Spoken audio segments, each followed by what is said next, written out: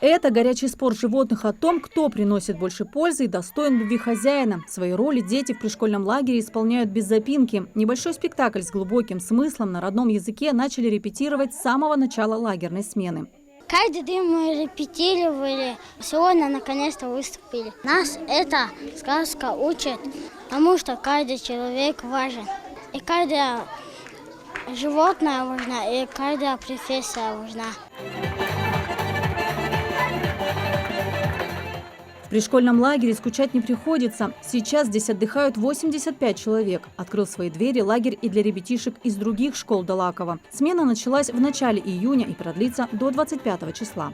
Пришкольный лагерь в 3-й школе Далакова открывается во 2-й раз, потому что школа существует всего 2 года. Торжественное открытие учебного заведения на 750 мест было в 2023 году.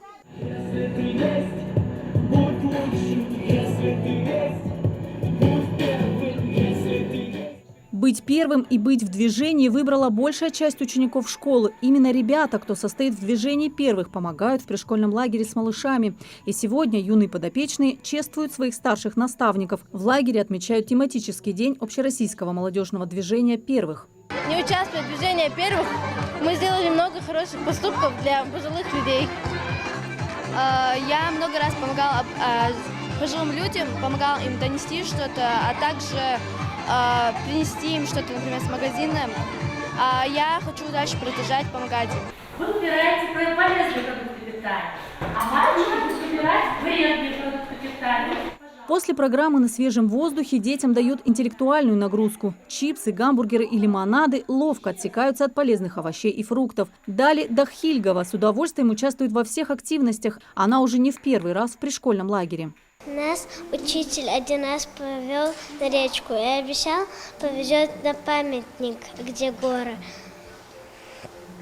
Еще мне нравится, как здесь кормят. Мы играем в разные игры, футбол, вышибалы и разгадываем кроссворды. Мне нравится школьный лагерь, потому что здесь можно кушать, рисовать, на улице играть. В школе надо делать домашние задания, учить стихи разные. А в школьном лагере мы отдыхаем. Самая любимая часть программы лагеря для детей – вкусный обед. На славу потрудились, пора и за стол. В меню – борщ, гречка с котлетой и свежие овощи. Также в лагере кормят завтраком и полдником. Когда я ем,